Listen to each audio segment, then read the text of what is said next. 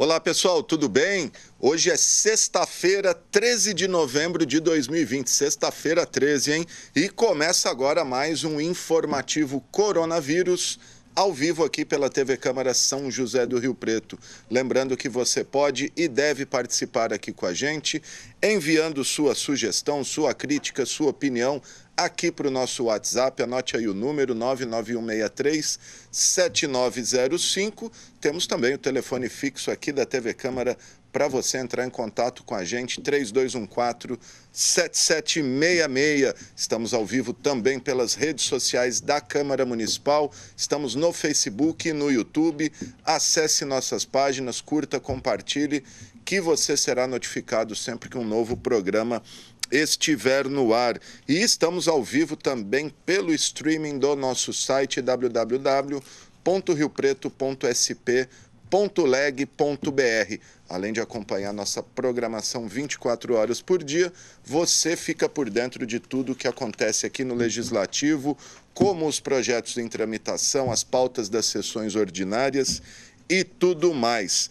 Bom, vamos aí às atualizações dos casos de coronavírus em Rio Preto, feitas há minutos aí pelo secretário de Saúde, Aldênis Borim, no que restou das lives diárias, né? Agora é só às sextas-feiras que o secretário vem pessoalmente dar o balanço, explicar aí a situação do município. Então, até hoje, sexta-feira, 13 de novembro, foram confirmados aí um total acumulado de 27.399 casos positivos desde o início da pandemia, sendo 141 novos casos nas últimas 24 horas. E até o momento registramos aí 755 mortes acumuladas desde março, sendo 5 mortes nas últimas 24 horas, infelizmente.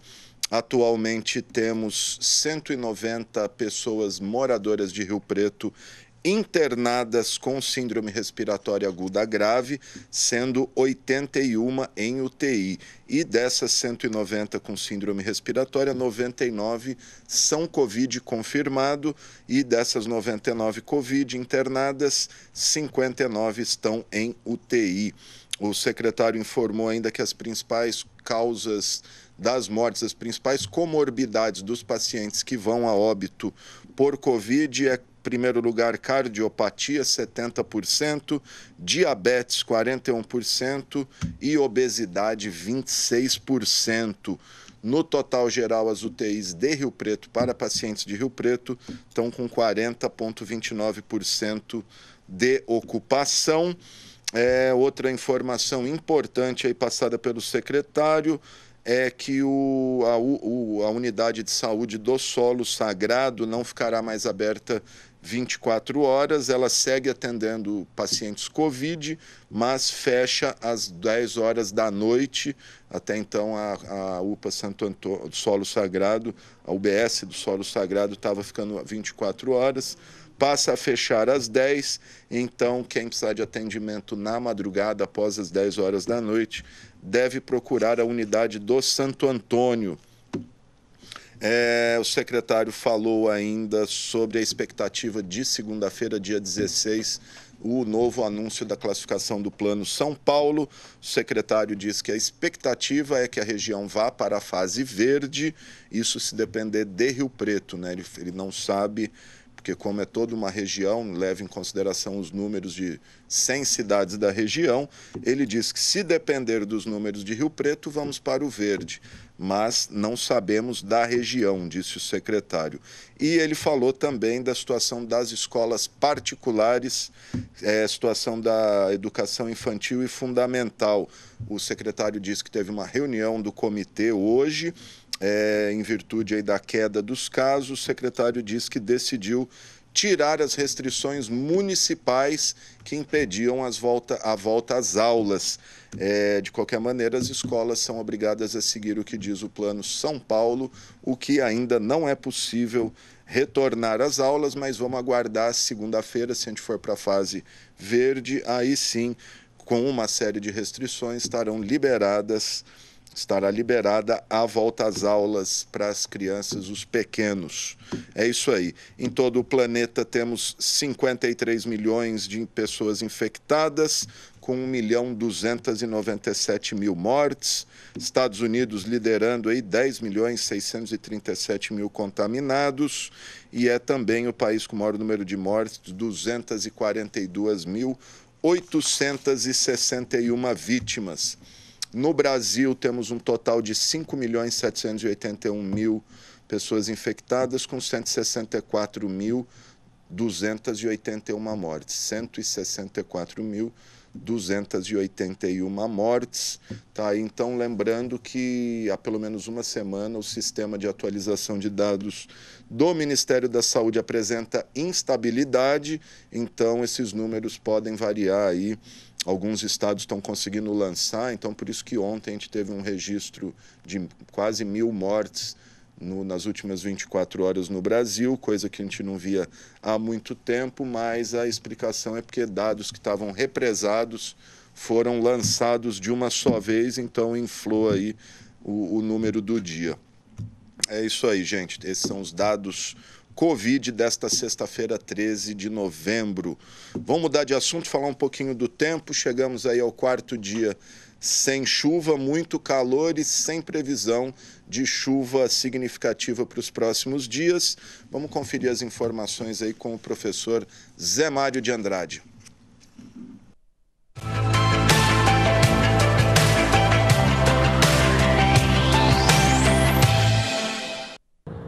Bom dia, boa tarde, boa noite e um excelente ar para todos nós. Sexta-feira, 13 de novembro, quarto dia sem chuvas em São José do Rio Preto. Às 6 horas da manhã, temperatura de 23 graus, umidade relativa do ar de 82% e ventos do quadrante oeste com velocidade de 9 km por hora.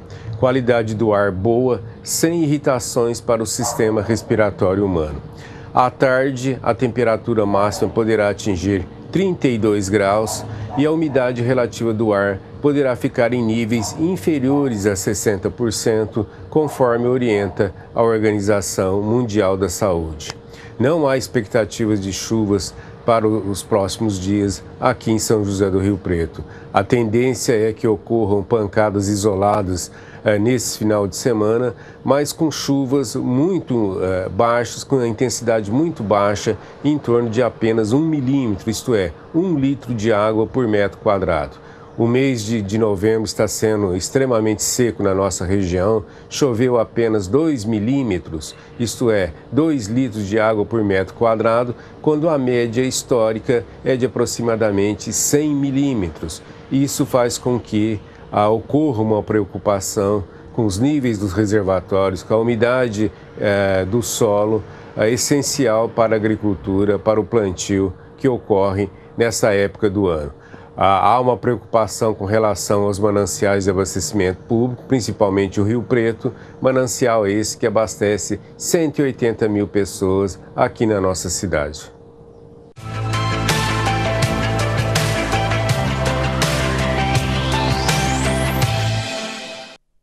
Tá aí, gente. Professor Zé Mário de Andrade, nosso colaborador aqui para assuntos ambientais e meteorológicos. Obrigado ao professor. Bom, estamos todo mundo sabendo, domingo temos eleições. Você já sabe, a votação começa às 7 horas da manhã até às 5 horas da tarde, das 7 às 10. Prioridade, não exclusividade, prioridade para idosos acima de 60 anos.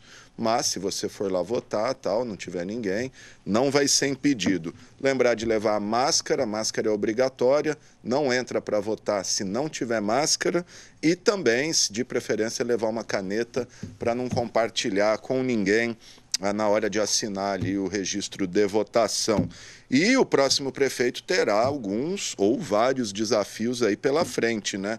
Entre eles a geração de emprego, a logística aí da volta às aulas no pós-pandemia, como disse o secretário Aldenes, teremos um novo normal, nada vai ser como antes, e também a questão da vulnerabilidade social, né? Famílias desempregadas, gente morando na rua, desemprego, etc. Vamos conferir aí quais são esses desafios na reportagem da jornalista Vivian Lima.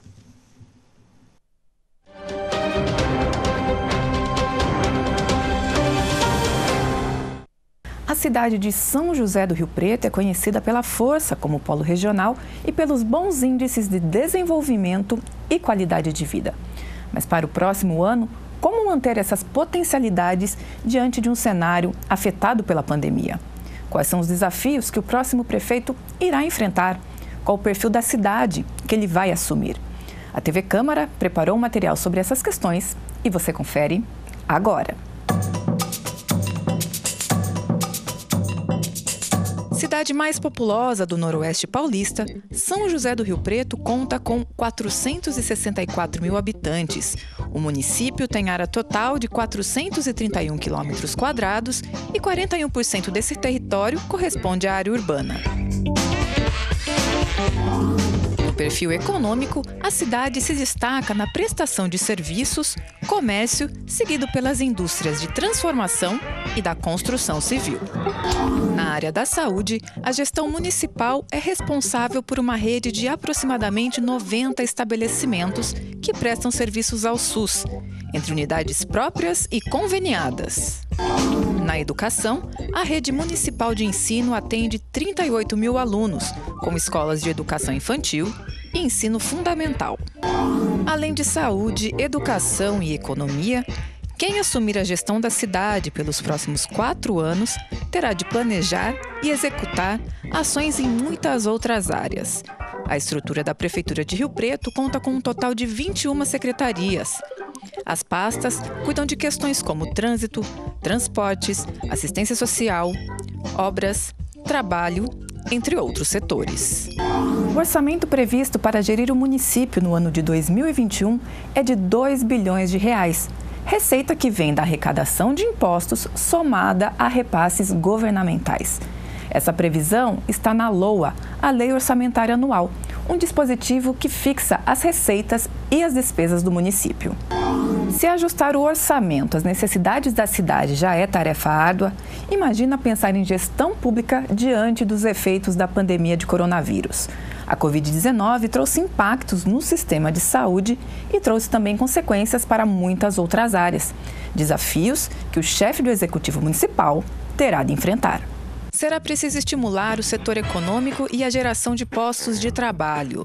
Para se ter uma ideia, de março a junho de 2020, Rio Preto perdeu 7 mil vagas, de acordo com dados do Ministério do Trabalho. A diminuição da atividade econômica pode trazer consequências para as finanças públicas, com possibilidade de queda de arrecadação de impostos, o que pode gerar redução de aporte e investimentos em algumas áreas.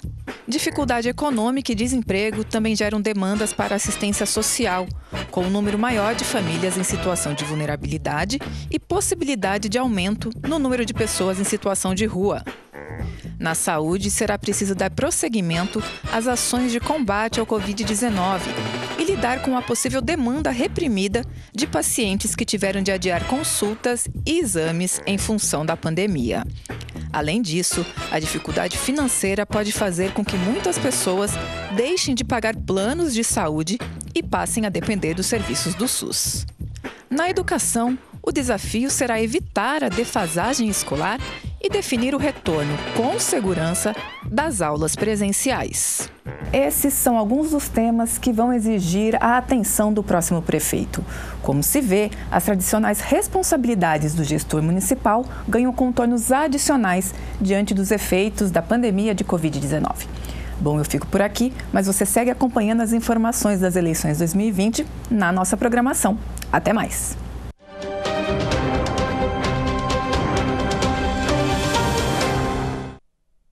Bom, tá então, gente, os desafios para o próximo prefeito de Rio Preto, e não vão ser poucos, né? Principalmente aí por conta das dificuldades impostas esse ano em diversas áreas, causado aí pela pandemia, né? Economia, desenvolvimento social, econômico, questão da educação, da saúde, enfim, a pandemia afetando todos os setores da sociedade, da economia, né? Então, um desafio, entanto, para o próximo prefeito, que ele tenha, que seja lá quem for o eleito, tenha aí a sabedoria para nos conduzir pelo melhor caminho.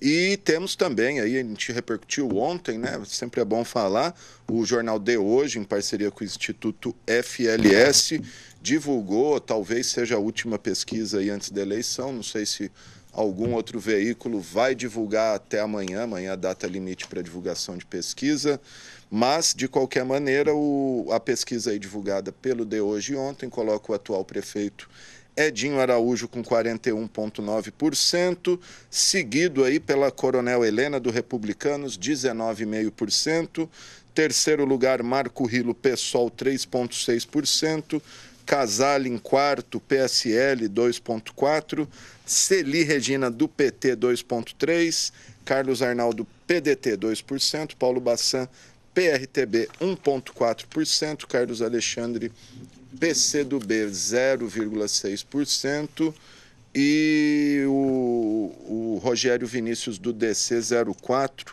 Na verdade, faltou aí na arte também o Felipe Marchesoni do Novo, ele também está com 0,6% ali, empatado com o Carlos de Arnaldo. A pesquisa aí entrevistou 615 pessoas, né? Margem de erro de 4 pontos percentuais para mais ou para menos, com intervalo de confiança de 95%, registrada no TRE sob o número SP 07027/2020. Quando a gente tira os votos dos que dizem que vão votar branco e nulo, a gente tem que são os chamados votos válidos, né? A gente tem o Edinho Araújo com 56% e a Coronel Helena com 26%, então indicando aí que temos a possibilidade de uma vitória do atual prefeito já no primeiro turno. Outra informação importante, a Secretaria de Trânsito também determinou o consórcio aí Rio Pretrans, o aumento no transporte urbano, a oferta de ônibus, né, no próximo domingo, no dia 15 de novembro. Então, os horários de sábado e os itinerários, horários e número de ônibus no domingo serão os mesmos do sábado. Então, você que está acostumado a pegar ônibus aos sábados, no domingo é o mesmo horário. Se tiver dúvida, tem aí o site da Rio Pretrans, que é riopretrans.com.br/horários. E aí é só informar o número da linha ali e ver a tabela, lembrando para você checar a tabela do sábado. É isso aí. Bom, e na terça-feira a gente tem a 40ª sessão ordinária de 2020, a primeira no pós-eleição, e vamos conferir os projetos que estão na pauta aí com a Vivian Lima.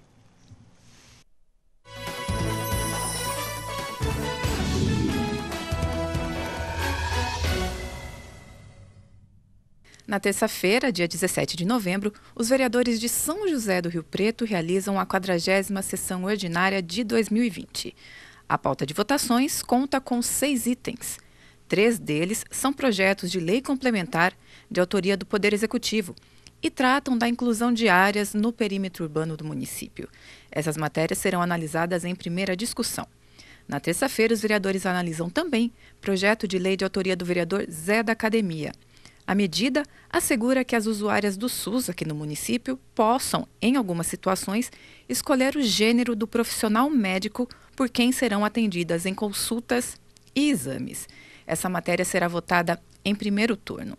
A pauta conta ainda com 2 propostas de autoria do vereador Renato Pupo. A primeira é um projeto de lei que institui, no calendário oficial do município, o Dia Municipal dos Protetores, Tutores e Cuidadores Solidários dos Animais, a ser comemorado em 4 de outubro. Essa matéria será analisada em segundo turno. A segunda proposta de Pupo é um projeto de resolução. A matéria prevê a inclusão dos temas trânsito e transporte na Comissão Permanente da Câmara, que atualmente se dedica à segurança, usos e costumes. Esse projeto será analisado em primeira discussão. A sessão começa às 5 da tarde e a TV Câmara transmite tudo ao vivo, pelo sinal aberto no canal 28.2 e também pelo canal 4 da NET. Vivian Lima para o Boletim Câmara Notícias.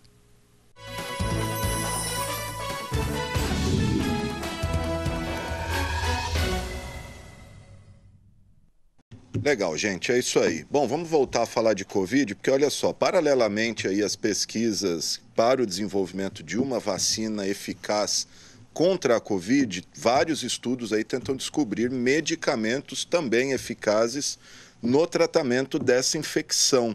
E uma dessas pesquisas é desenvolvida pela Faculdade de Ciências Farmacêuticas da USP, que por meio do Laboratório de Nanobiotecnologia desenvolve formulações inalatórias para delivery pulmonar de fármacos potenciais no tratamento da Covid. Para explicar isso para a gente, traduzir o que isso quer dizer, a gente vai conversar com a professora doutora Carlota Rangel Yag, que é titular da Faculdade de Ciências Farmacêuticas da USP, coordenadora do projeto, que é também financiado pela CAPES. E está aqui também para falar com a gente o doutor Volker Araújo Feitosa, pesquisador e bolsista de pós-doutorado do Laboratório de Nanobiotecnologia. Ele também é pesquisador visitante no Instituto de Pesquisas Tecnológicas, o IPT, esse projeto é uma colaboração aí com o IPT. Agradeço demais a doutora Carlota, ao doutor Volker e começo perguntando, então, o que é isso que eu disse? Formulações inalatórias para delivery pulmonar de fármacos potenciais no tratamento da Covid. Doutora Carlota, traduz isso para a gente. Muito obrigado por ter aceitado o nosso convite. Boa tarde, Alexandre. Nós é que agradecemos, boa tarde a todos que nos acompanham igualmente, nós é que agradecemos a oportunidade de conversar um pouco sobre esse que é um dos projetos do Laboratório de Nanobiotecnologia da Faculdade de Ciências Farmacêuticas da USP. E como você bem colocou, acho que é importante destacar que esse projeto está sendo coordenado por mim, mas é um esforço coletivo de uma equipe multidisciplinar, então envolve não somente a Faculdade de Ciências Farmacêuticas da USP, mais o Instituto de Pesquisa Tecnológica, o IPT, colegas pesquisadores da Unifesp e também da Fiocruz, no Rio de Janeiro, né? E esse projeto, ele visa o desenvolvimento de formulações que podem ser inaladas a partir de um dispositivo que você aplica e utiliza na boca, né? Para que esses fármacos, então, consigam atingir diretamente o pulmão. Então, a nossa ideia é que nós sabemos que um dos principais órgãos acometidos pelo SARS-CoV-2, que é o vírus causador da Covid-19, é justamente o pulmão. Nós vimos os graves quadros pulmonares que estão associados a essa doença.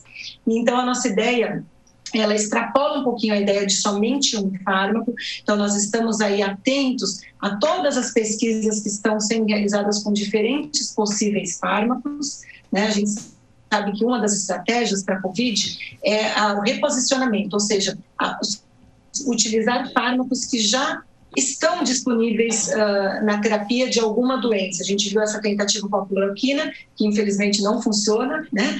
Mas existem outras moléculas que estão sendo investigadas, que estão em testes clínicos e que são do nosso interesse. E existem moléculas, por exemplo, como a azitromicina, muito bem estabelecidas e que estão sendo utilizadas na terapia, no tratamento da Covid-19, né? E a nossa ideia, então, é desenvolver essa plataforma para entrega desses fármacos via inalatória, porque eles atingiriam diretamente o pulmão, e dessa maneira você diminui efeitos colaterais, você tem um efeito tópico localizado interessante, e para o paciente também isso reverte um conforto, né? Diversos fármacos nós sabemos que são utilizados, diversos medicamentos são injetáveis, por exemplo, ou administrados via oral, e isso traz diversos efeitos colaterais, toxicidade. Quando você administra esse fármaco na forma de um pó fino diretamente no pulmão, você consegue trazer um benefício em termos terapêuticos para o paciente e de menores efeitos colaterais. No caso, a aplicação é com aquela bombinha, tipo para quem tem asma, aquela bombinha, como que seria essa inalação? É um pouquinho. É um formato, um modelo parecido que já existe, né, mas poucas formulações disponíveis, mas não é a bombinha, e aí que está uma vantagem, né? A bombinha clássica que a gente conhece, ela tem um gás propelente que inclusive é tóxico para o meio ambiente. Essas formulações que são pós-inalatórios administrados por via oral, geralmente são cápsulas, que nem essas cápsulazinhas gelatinosas mole que nós usamos via oral, mas que você coloca num dispositivo inalatório, pressiona essa cápsula rompe e a hora que o paciente inspira, esse pó ele vai então diretamente para o pulmão. Tem que se trabalhar toda a questão de tamanho de partícula, de formulação, o que vai ter lá, para que atinja e se deposite no pulmão e que o medicamento possa ter ação então nesse local. Muito bom. Deixa eu passar também a palavra para o Dr. Walker falar um pouquinho com a gente. Doutor, em que fase estão essas pesquisas? A gente pode esperar esse medicamento a um curto prazo? Já tem algum grau de eficiência comprovado? Fala para a gente sobre isso. Obrigado, viu, doutor? Eu que agradeço o convite. Boa tarde a todos. Boa tarde, você, Alexandre. Na verdade, a ideia principal é o desenvolvimento de uma plataforma tecnológica que seja possível encapsular fármacos promissores contra a Covid. Então, no momento, nós não temos um fármaco antiviral específico contra o SARS-CoV-2. Então, atualmente, estamos trabalhando nessa plataforma, ou seja, partículas que sejam funcionais e que façam esse direcionamento do fármaco para a região pulmonar. Então, no estágio inicial, nós estamos desenvolvendo a formulação, ou seja, buscando excipientes, polímeros, matérias-primas que possam ser combinadas e, em conjunto, formem essa estrutura capaz de carregar o fármaco até os pulmões. Então, falar no prazo, no tempo, é bem complicado, principalmente no âmbito farmacêutico, que nós sabemos que existe um tempo de desenvolvimento, de pesquisa e de produção também desses novos medicamentos. Mas, como a professora Carlota falou, nós estamos buscando reposicionamento de fármacos, ou seja, fármacos que já são aprovados, já são clinicamente utilizados para outras doenças, mas que também podem ser utilizadas no tratamento de sinais e sintomas da Covid. No caso aí, seriam os tal corticoides que tem se falado muito, que nem, por exemplo, a dexametasona tem se falado que tem utilizado muito contra a inflamação? Isso. Nesse primeiro momento, nós estamos apostando na azitromicina, que inicialmente é um fármaco, é um antibiótico utilizado para tratamento de infecções do sistema respiratório, mas também foi demonstrado que esse fármaco tem uma função imunomoduladora, ou seja, ela é capaz de ativar o sistema imunológico dentre algumas situações, como, por exemplo, doenças obstrutivas, como a DPOC, também a asma. Então, várias doenças inflamatórias nas vias respiratórias são utilizadas a azitromicina como um fármaco que pode modular o sistema imunológico, a fim de combater a inflamação local. Posso complementar, Alexandre? Claro, fica à vontade. Então, tá bom. E acho que é interessante colocar aqui da nossa escolha de iniciar com a azitromicina, o Walter colocou bem, a ideia é já ter isso desenvolvido e a partir do momento que, por exemplo, se alguém comprovar que um antiviral é interessante, nós já temos esse tipo de formulação avançada para possibilitar a entrega pulmonar. Mas a azitromicina, por que ela foi incluída, né? Então, assim, ela é utilizada já para diversos pacientes com Covid por conta de co-infecção bacteriana e por conta dessa ação anti-inflamatória e imunomodulatória. E eu acho que quando o governo trouxe esse edital, né, que é voltado para a Covid, mas ele teve uma preocupação interessante de colocar um foco de combate a epidemias de uma maneira global também. E a azitromicina, ela tem um papel importante não somente agora na Covid, mas ela já é um fármaco assim, de primeira escolha para tratamento de pneumonia adquirida na comunidade, né, que é uma pneumonia de caráter bacteriano e que muitas vezes é associada a quadros, a epidemias localizadas, né? Então, assim, de qualquer maneira, o desenvolvimento dessa formulação para a azitromicina seria um ganho em termos terapêuticos, por exemplo, porque esse tipo de pneumonia adquirida na comunidade atinge muito, por exemplo, crianças, né? Então, aquela pneumonia que dá num grupo da escola, na creche, aí pega diversas crianças. E aí você tem uma alternativa que a gente sabe que a criança, qualquer indivíduo quando usa antibiótico, esse tipo de medicamento por via oral, tem um desconforto gástrico muito significativo, dá enjoo, às vezes até vomita e não consegue prosseguir com o tratamento com o antibiótico. Então, nesse sentido, a formulação já teria um benefício. Quer dizer, independentemente da Covid, nós já teríamos aí um novo meio de se ingerir medicamentos, vamos dizer assim, né? Ô doutora, quer falar sobre isso? Não, pode continuar. Queria perguntar para a senhora a questão do pulmão, né? A senhora falou bem no começo que ataca muito o pulmão. Já se sabe porquê dessa predileção do SARS-CoV-2 pelo pulmão? Então, na verdade, o vírus, né, o que se sabe, óbvio que essa não é a nossa especialidade, mas é que o vírus ele se instala muito bem nas vias aéreas superiores e por isso, inclusive, que a transmissão desse vírus é significativamente maior do que o SARS-CoV que nós tivemos lá antigamente, né, o primeiro episódio lá.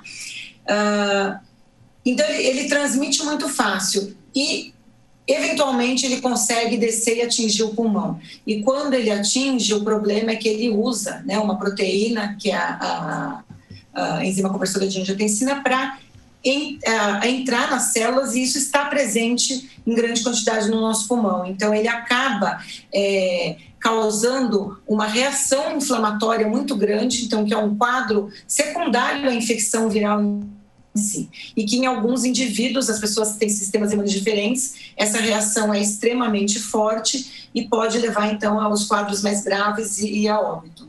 Muito bom. Deixa eu perguntar para os senhores doutores se, além da azitromicina, há relato de algum outro medicamento que se mostre eficaz contra o coronavírus, né? A gente, leigo, aí o pessoal, todo mundo comentando, a senhora já disse que cloroquina nem pensar, mas aquele ivermectina, o vermífugo lá, o Anita, aí fala-se do Remdesivir e outros medicamentos. Queria que vocês falassem se existe alguma pontinha de eficiência nesses medicamentos que tem se falado aí ao longo desses meses.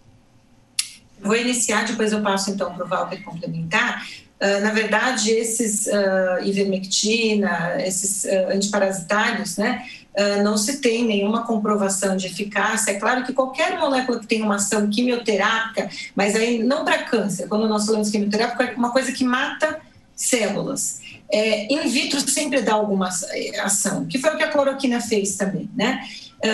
Infelizmente, se funcionasse, excelente, mas infelizmente não funcionou, né? O Remdesivir já é um antiviral, parece que ele traz algum benefício em termos de tempo de acometimento pela doença, então acho que pode ser uma alternativa.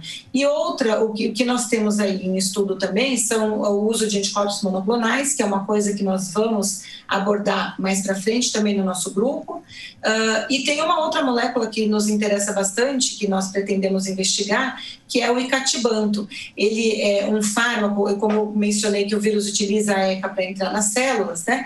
E esse fármaco ele atua nessa via, na via de sinalização de produção de moléculas mediadoras da inflamação por essa proteína. Mas esse fármaco ele está em estudo clínico, então tem inclusive um teste clínico aprovado por pesquisadores da Unicamp, inclusive com financiamento FAPESP, e desde o início desse projeto nós entramos em contato com esse grupo, de maneira que estamos atentos ao teste clínico que está sendo conduzido, e caso essa molécula ela se mostre promissora, também é uma molécula que pode ser incorporada perfeitamente nessa plataforma. Então, existe interesse mútuo entre os grupos de pesquisa. Não sei se o Walter quer complementar alguma coisa? Isso, exatamente. Existem várias abordagens para descobrir novos fármacos, né? Desde ensaios computacionais, onde as moléculas são colocadas em softwares, em programas de computador que tentam buscar algumas semelhanças com alvos terapêuticos que são importantes. Existem algumas abordagens que são in vitro, ou seja, dentro do laboratório, nós cultivamos algumas células, é possível infectar com vírus e tratar tratar as células com algumas dessas moléculas. E como a professora Carlota comentou, vários fármacos têm alguma certa atividade antiviral in vitro.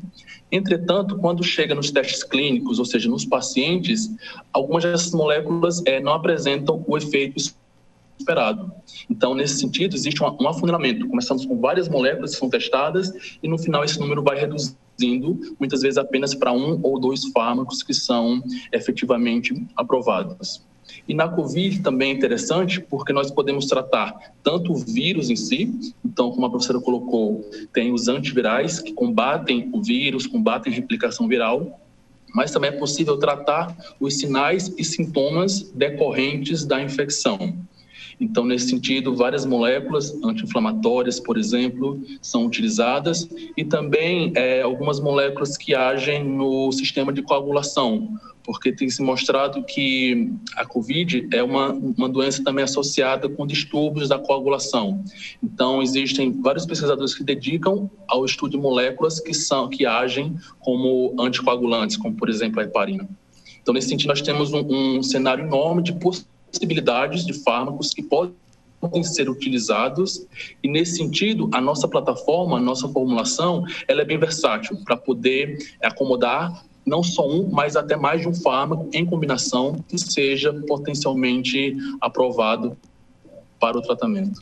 Os senhores falaram... E só finalizando, Alexandre, né? Pois não, fica à vontade, doutora. Oi, perdão. A questão da inflamação, como você mesmo mencionou, os corticoides certamente têm um papel importante, sim. Acho importante destacar isso para os nossos ouvintes. Os corticoides, eles vêm sendo empregados, eles também são empregados em outras condições inflamatórias pulmonares e têm auxiliado bastante na contenção desse quadro inflamatório que em alguns indivíduos é grave, junto com a azitromicina, inclusive. A senhora, o Dr. Walker, falou também que as pesquisas são sobre fármacos já existentes, já conhecidos, consagrados. Há alguma pesquisa sobre novos medicamentos, alguma droga nova em pesquisa sendo desenvolvida? Então, não pelo nosso grupo, nosso foco é mais em desenvolvimento de estratégias de formulação e nanotecnologia, mas certamente existem diversos grupos no mundo inteiro pesquisando novas moléculas. Mas como nós estamos numa situação emergencial, de pandemia, e isso demora, né? A gente tem um tempo significativo para trazer uma nova molécula ao mercado, então acho que... E como o Walker falou, muitas vezes envolve inclusive técnicas inicialmente computacionais, isso demora um tempo para nós podermos ter algo efetivo aí no sentido de novas moléculas. Perfeito. Vou fazer a pergunta de $1 milhão, não é muito a área, não sei se é muito a área de vocês, mas questão da vacina, o que vocês sabem de vacina, o que os senhores podem dizer para a sociedade em geral? Teremos uma vacina a curto prazo? Não teremos? O que tem se falado até agora, o que tem se pesquisado até agora tem se mostrado eficaz? Enfim, fale um pouquinho de vacina, se puderem e quiserem.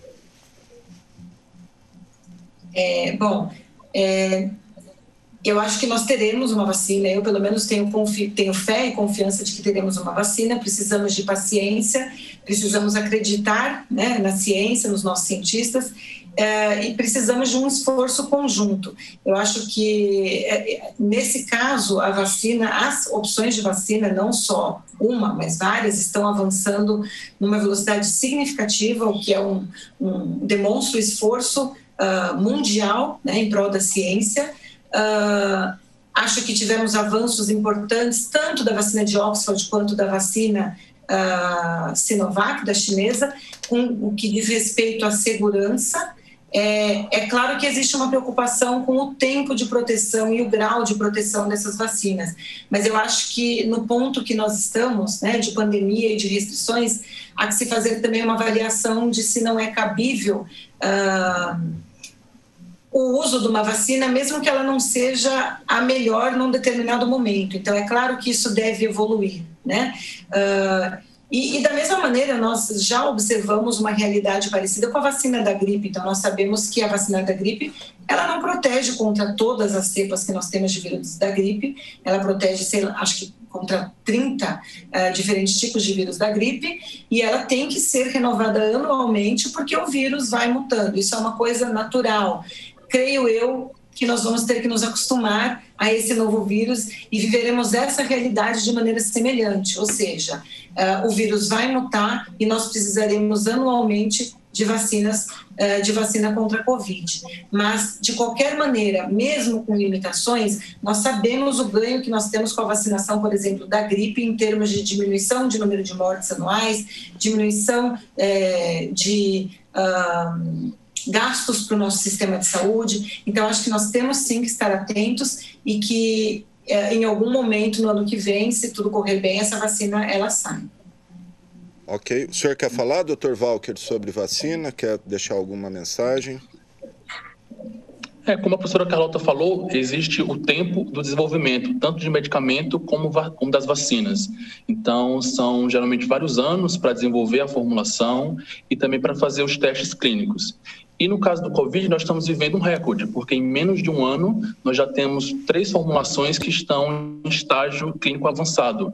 E isso, do ponto de vista científico, já é um avanço muito grande. Ou seja, dentro de pouco tempo já foi desenvolvido o antígeno, já foi desenvolvido o processo biotecnológico de produção da vacina e ela já está em fase clínica avançada.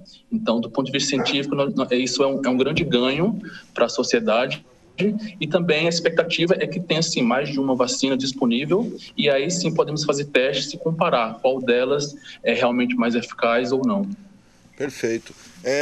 Queria que vocês falassem um pouquinho também, até para tranquilizar a população, em relação à vacina chinesa. A doutora Carlota já falou que ela, em testes de segurança, é segura e tal, mas para desmistificar, acabar com essa coisa que é vacina do Dória, vacina comunista, que não tem segurança, vocês que conhecem, sabem como são feitas as coisas, queria que deixassem um recado. Então, Alexandre, acho que um recado que as pessoas seria importante para as pessoas é que se essas pessoas têm tanto receio assim de uma matéria-prima chinesa, que não tomem nenhum medicamento, porque eu diria que praticamente mais de 90% dos medicamentos, que é aquilo, o comprimido, o xarope, que nós compramos hoje em dia aqui nas farmácias brasileiras, são produzidos com fármacos, que é a molécula que tem atividade no nosso corpo, produzidos na China ou na Índia. Então, assim, existe todo um mito de que o que é feito nesses países apresenta algum problema de qualidade, e eu acho que assim, isso na verdade existe para alguns produtos como existe em qualquer país, mas existem empresas muito sérias, tanto na China quanto na Índia, que fornecem insumos farmacêuticos, que são então a moléculazinha que nós vamos colocar no medicamento para ter ação, que são de qualidade, tanto que nós utilizamos esses medicamentos e sentimos os efeitos positivos, né? Então eu acho que, e outra coisa, né, nós temos aí agências regulatórias sérias, nós vimos que até mesmo a questão de um participante de uma pesquisa clínica que comete suicídio, existe sim a necessidade de temporariamente separar esse estudo, investigar se esse suicídio é relacionado ou não com o medicamento ou a vacina em teste. A partir do momento que se comprova que não, os testes continuam. Isso é um protocolo normal, né? Mas isso demonstra que até mesmo um atropelamento ou um suicídio interrompem um estudo temporariamente para uma avaliação de pertinência ou não de se continuar. Ou seja, os estudos são conduzidos com seriedade, existem protocolos muito bem estabelecidos e ninguém vai aprovar uma vacina que não tenha a mínima condição de segurança. Eu acho que... Oi. Desculpe interromper, pensei que a senhora tinha concluído. Eu ia só falar se foi correto. A senhora meio que falou, mas nesse caso a Anvisa já tinha as informações. Foi correto ou houve mesmo uma interferência política ali na Anvisa? Se o Dr. Walker quiser falar também. Eu não tenho como te responder. Eu não tenho como te responder, porque nós não temos acesso, né, ao comunicado enviado pelo Butantan, à Anvisa, para saber se constava lá a informação de que era suicídio, de que não era, de como isso foi encaminhado, né? Então, infelizmente, nós ficamos aqui com as duas versões e, como você bem colocou, só lamentamos toda essa politização em cima de um assunto tão importante para todos nós, né, que gera desconforto, gera insegurança em todos, né? Todos nós temos familiares, sabemos do desconforto da insegurança, então eu só lamento que isso esteja acontecendo. Ok. Deixa eu perguntar para o Dr. Walker, caminhando já para o final, até para liberar os senhores, uma figura ligada ao governo chegou a dizer que o sujeito poderia ter se matado em decorrência de uma depressão profunda causada pela vacina. Eu pergunto, uma vacina, um medicamento leva uma pessoa à depressão? É possível isso? Essa é uma pergunta muito boa. Mas, como a professora Carlota colocou bem, algo que está bem associado ao uso de medicamentos é a segurança e a qualidade.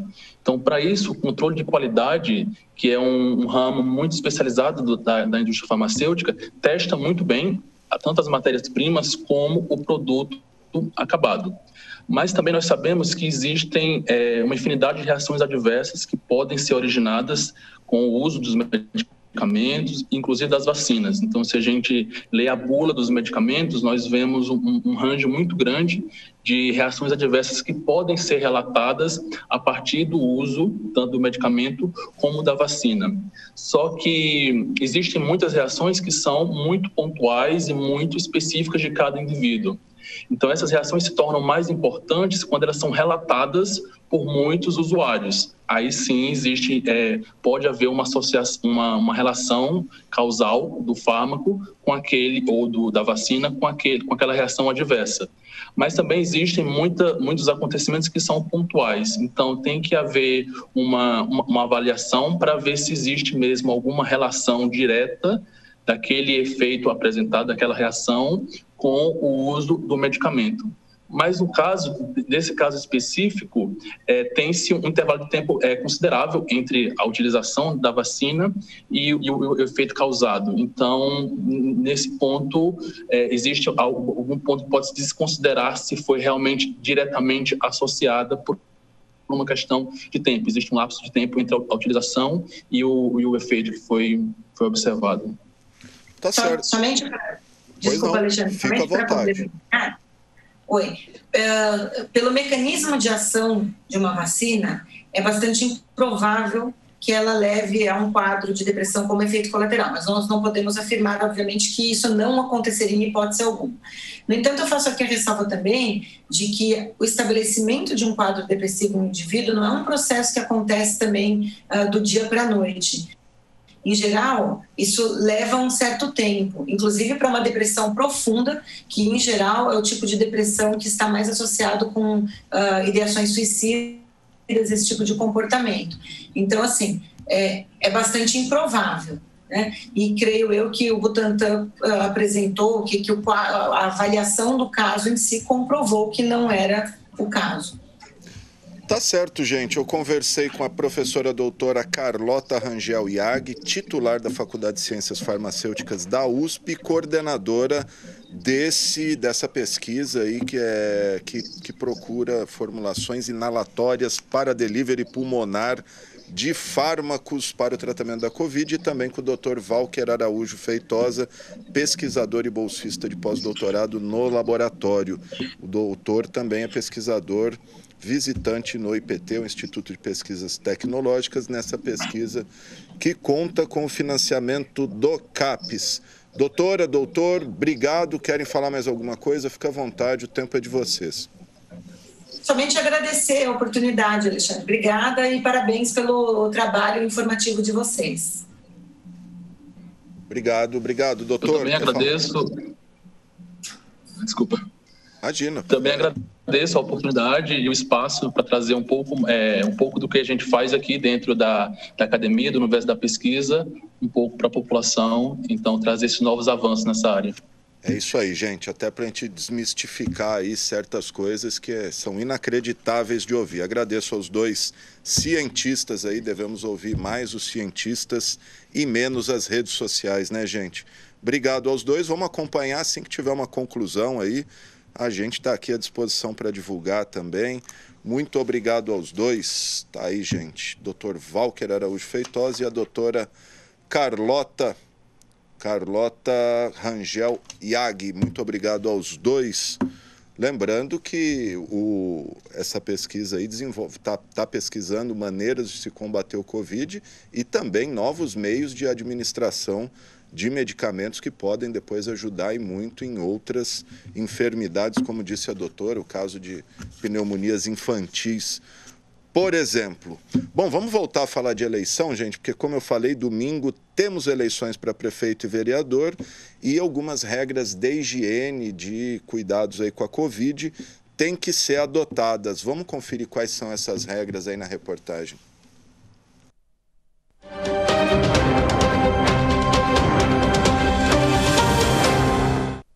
A pandemia do coronavírus fez o Tribunal Superior Eleitoral determinar medidas sanitárias específicas para o dia da votação.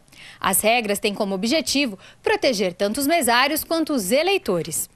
O TSE determinou que os eleitores só poderão entrar nos locais de votação usando máscaras e o uso deverá ser feito durante todo o percurso até chegar à sessão eleitoral. Os eleitores deverão manter distância de 1 metro entre as demais pessoas que estiverem na sala. Para isso, serão feitas marcações no chão com adesivos para indicar o distanciamento correto. O processo de identificação por biometria não será usado nas eleições desse ano para evitar a contaminação.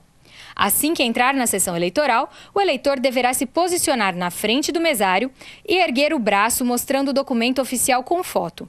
O mesário vai ler o nome do eleitor em voz alta e pedir que confirme se a identificação está correta. Em seguida, o eleitor deve guardar seu documento, higienizar as mãos com álcool em gel que será disponibilizado e assinar o caderno de votação com sua própria caneta. Neste momento, ele receberá seu comprovante de votação. O eleitor será então autorizado para ir até a cabine, onde deverá digitar o número de seus candidatos na urna eletrônica e apertar a tecla Confirma após cada voto para encerrar a votação. O eleitor deverá higienizar as mãos novamente com álcool em gel e se retirar da sessão eleitoral. A Justiça Eleitoral recomenda que os eleitores que estiverem com sintomas de Covid-19 não devem comparecer no dia da votação. A justificativa de falta não será feita presencialmente para evitar aglomerações, estando disponível tanto pelo aplicativo e-Título e pela internet no sistema Justifica Brasil. Quem não comparecer ao dia da eleição e também não justificar no mesmo dia, tem até 60 dias para justificar a sua ausência pelo site. Maria Estela Calças para a TV Câmara, o canal do Legislativo.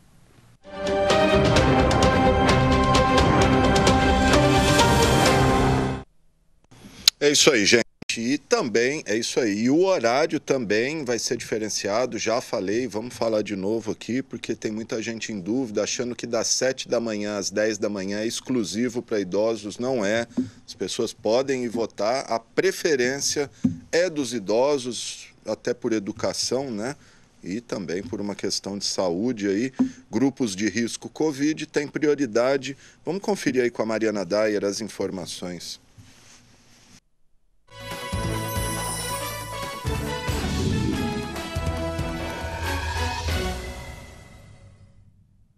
Fique atento para os horários de votação neste domingo, dia 15 de novembro. Neste ano, o horário foi ampliado. Começa às 7 da manhã e vai até às 5 horas da tarde. O horário das 7 até às 10 da manhã é preferencial para os maiores de 60 anos. O TSE pede para que os eleitores respeitem essa preferência, mas é apenas uma orientação. Quem tem menos de 60 anos não é impedido de votar nesse horário. Durante todo o período de votação, é preciso respeitar o distanciamento nas filas, usar máscara o tempo todo e também o álcool em gel, que vai estar disponível em cada sessão eleitoral. Mariana Dyer para a TV Câmara.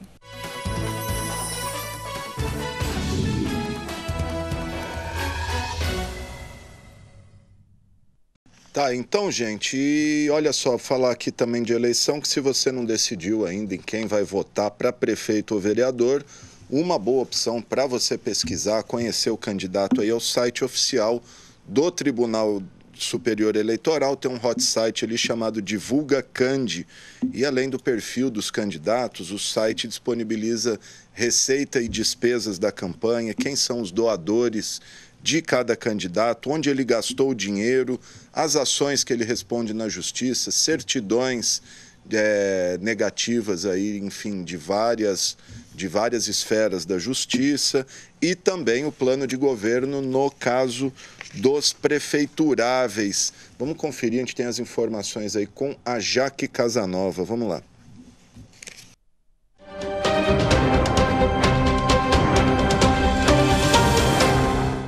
Olá, vamos falar sobre a eleição 2020. O Tribunal Superior Eleitoral criou um site para o eleitor consultar dados sobre esta eleição.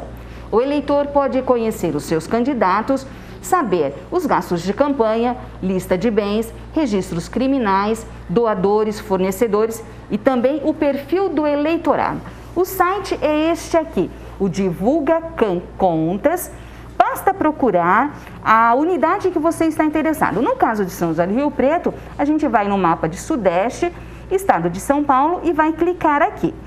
O perfil do eleitor em Rio Preto pode ser consultado. São 332.540 eleitores aptos a votar. Desses eleitores, a maior parte é mulheres, 53%, seguido dos homens, 46%. A faixa etária do eleitorado de Rio Preto fica entre 35 a 39 anos, a maior parte, 10%. O grau de instrução do eleitorado em Rio Preto, a maior parte é ensino médio completo, 28%. Rio Preto tem 10 candidatos ao cargo de prefeito e 408 candidatos aptos nesta eleição ao cargo de vereador. Um aumento de 43% de candidatos com relação à última eleição 2016. Esses 408 candidatos disputam, são 23 candidatos por uma vaga aqui na Câmara de Rio Preto. Outras informações são: os candidatos, a maior parte é do sexo masculino, 66%, e mulheres, 33%. A faixa etária dos candidatos, a maior parte, é de 50 a 54 anos, 16%. O grau de instrução é superior completo, 43% dos candidatos.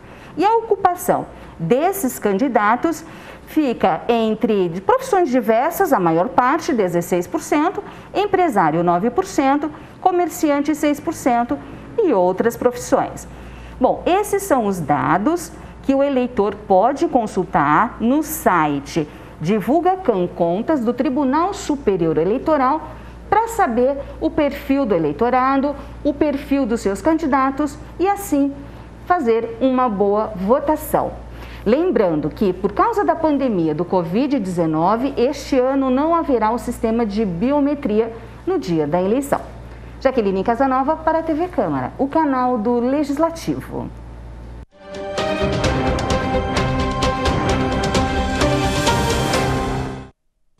Muito bom, gente. E também ali você tem a possibilidade de entrar no perfil de cada candidato, de cada cidade do país, seja de prefeito ou de vereador, e ali tem uma série de informações, desde data de nascimento, profissão, enfim, quanto o sujeito arrecadou, quanto ele gastou, aonde ele gastou, quem deu dinheiro para ele.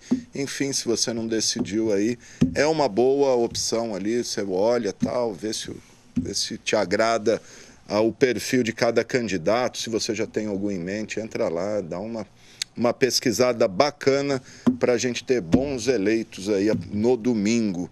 É isso? E assim a gente encerra o informativo coronavírus desta sexta-feira, que teve os trabalhos técnicos do cinegrafista Wagner Bueno, do controle mestre Fernando César, GC e produção do Renato Foque, da Vivian Lima e da Jaqueline Casanova, e também os trabalhos do operador de áudio Israel Heleno de Castro. E se você quiser rever esse programa, ele será reprisado logo mais às 9 horas da noite, ao longo da nossa programação. No fim de semana você acompanha todas as informações sobre eleição e também todas as nossas entrevistas estão disponíveis lá no nosso canal no YouTube, TV Câmara São José do Rio Preto. Entra lá, playlist, tem muitas entrevistas, vários programas lá, bem bacana. A gente volta no domingo, a partir das 6 horas da tarde, ao vivo aqui, com todas as informações do dia da eleição, e acompanha com a gente aqui em tempo real a apuração dos votos, a abertura das urnas e até termos o resultado final aí. Vamos ter entrevista com os eleitos, enfim, tudo mais, tudo que uma eleição tem direito. É isso? Uma boa eleição para todo mundo. A gente volta então no domingo. E hoje, sexta-feira 13, a gente termina aí com o clássico dos filmes de terror, que é a trilha sonora, não do sexta-feira 13, do Halloween. Vamos lá, Israel.